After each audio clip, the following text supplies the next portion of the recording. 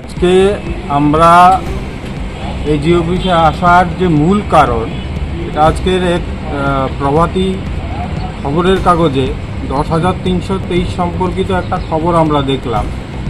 তাতে খুব সুস্পষ্টভাবে বলা হয়েছে যে আমাদের যে অ্যাকাউন্টগুলো ছিল গভর্নমেন্টের এডুকেশন দপ্তরের আন্ডারে ট্রেজারিতে, সেই অ্যাকাউন্টগুলোকে ক্লোজ করার নির্দেশিকা জারি হয়েছে। তো আমরা এজি অফিসে এসেছি যে কি কারণবশত হঠাৎ করে এই নির্দেশিকা দেওয়া হয়েছে, কে বা কারা এবং কেন এই নির্দেশিকা দেওয়া হয়েছে। কারণ কি আমাদেরকে চাকরি থেকে জোর করে বের করে দেওয়া হয়েছিল 2020 সালে, যদিও আমাদের কাছে কোনো টার্মিনেশনের কপি এখনও সরকার দেয়নি বা দপ্তর দেয়নি, আমরা কোনো ধরনের টার্মিনেশন কপি পাইনি।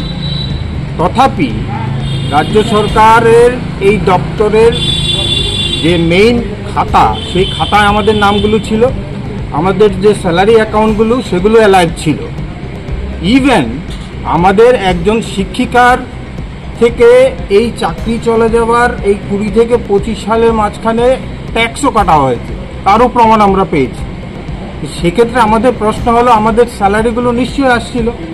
কিছুদিন আগে আরেকটা খবরের কাগজে আমরা দেখেছিলাম যে আমাদের এডুকেশন দপ্তরের একজন অফিসার মিলে দক্ষিণ ত্রিপুরার কোনো একটা স্কুলে 10,323 শিক্ষকদের বেতন উঠিয়ে নিয়েছে। তো এই সমস্ত বিষয়গুলো একটা গভীর ষড়যন্ত্রের ইন্ডিকেশন আমাদেরকে দিচ্ছে। আমাদের যতদূর ধারণা, সেই ধারণাটা আমরা বিস্তারিতভাবে মিডিয়ার সামনে তুলে ধরবো কিছুদিনের মধ্যেই। এটা একটা ত্রিপুরা রাজ্যের বড় সড়ো scam. More than 1,000 crore money has been destroyed. এই টাকাগুলো 10,323 বেতনের টাকা, সেটা রাজ্য সরকার উঠিয়ে নিচ্ছে এবং কোন খাতে, কেন, কোন মন্ত্রীর নির্দেশে বা কোন আমলারা জড়িত, সেই তদন্ত অবশ্যই দরকার। তার জন্য আমরা চাই এই বিষয়টাতে অন্ততপক্ষে সিবিআই এর একটা তদন্তর দরকার আছে। কারণ এটা ত্রিপুরা রাজ্যের ইতিহাসে সবচেয়ে বড় স্ক্যাম। কারণ এই টাকাগুলো কোথায় যাচ্ছে এক এজি অফিস জানে, আর না হয় আমাদের শিক্ষামন্ত্রী জানেন, আর না হলে শিক্ষা দপ্তরের যিনি সেক্রেটারি, ডাইরেক্টর এডুকেশনের যে ডিস্ট্রিক্ট এডুকেশন অফিসার এবং আইএস, এরা সমস্ত বিষয়টা এরা জড়িত আছে। এই টাকাগুলোর বিষয়ে, টাকাগুলো কোথায় যাচ্ছে।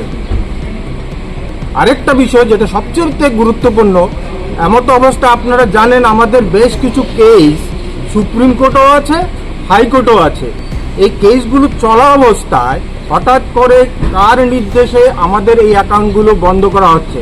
যেহেতু আমরা মূল যে আমাদের যে জাজমেন্ট, সেই জাজমেন্টগুলোকে চ্যালেঞ্জ করেছি, সেটা হাইকোর্টে হোক, রাজ্যের দেশের সর্বোচ্চ আদালত সুপ্রিম কোর্টে হোক, তো যতক্ষণ না পর্যন্ত কোর্ট থেকে কোনো নির্দেশিকা বা জাজমেন্ট আমরা পাচ্ছি, তখন হঠাৎ করে এই অ্যাকাউন্টগুলো বন্ধ করার নির্দেশিকা কেন দিল, সেই প্রশ্নগুলোর উত্তর খোঁজার জন্যই আমরা এজি অফিসে এসেছি।